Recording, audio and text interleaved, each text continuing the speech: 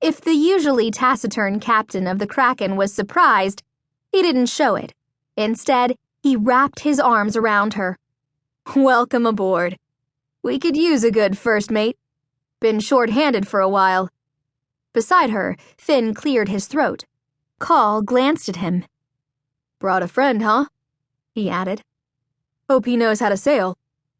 Even Fin's frustrated sigh made Marrill smile.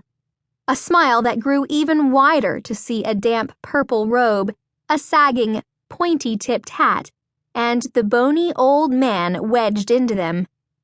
"Well, these pirates really aren't the most efficient, are they?" Ardent mused. "The legendary corsair Glaskin Jill would have had the ship boarded and half the crew tied to the rafters at this point." He tugged his bushy white beard and leaned out dangerously over the railing. "Any day now," he shouted to the other ship. "Some of us have plans, you know." "We ain't here to board you, old man," Stavik growled up from the deck of the Purple Serpent. "But keep talking like that and the plan may change." Just then, Remy shoved him aside. A chorus of gasps sounded from the pirate crew. Several even cringed. "Marrill Easterwest, get back here this minute," she shouted, fists against her hips in fury.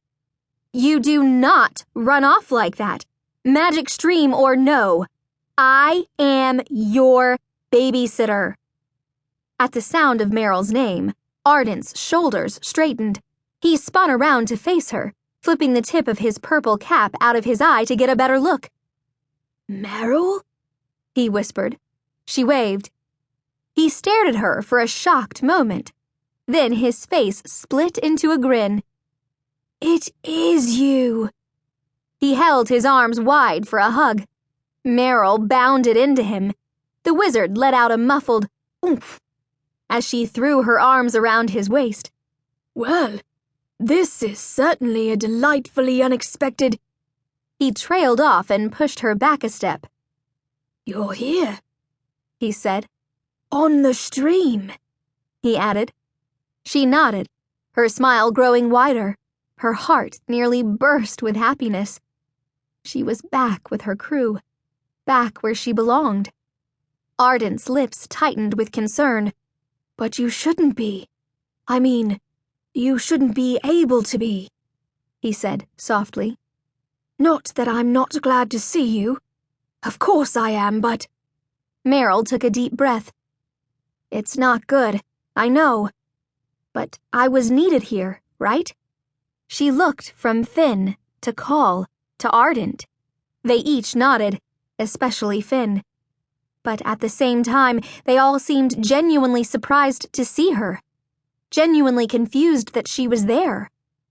She saw no hint that they had actually sent for her or told her to come back, which meant they hadn't been the ones to write the message on the stop sign. But then, who had?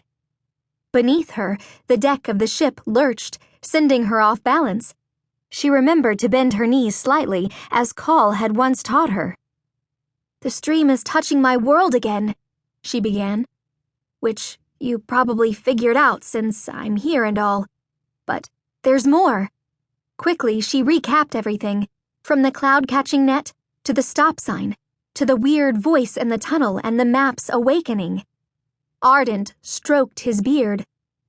"The iron tide," he muttered to himself.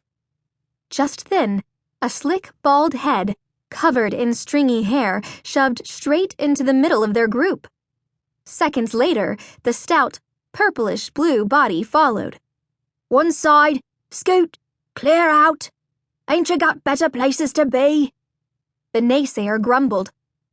He jostled past Call and bumped Ardent with a thick shoulder.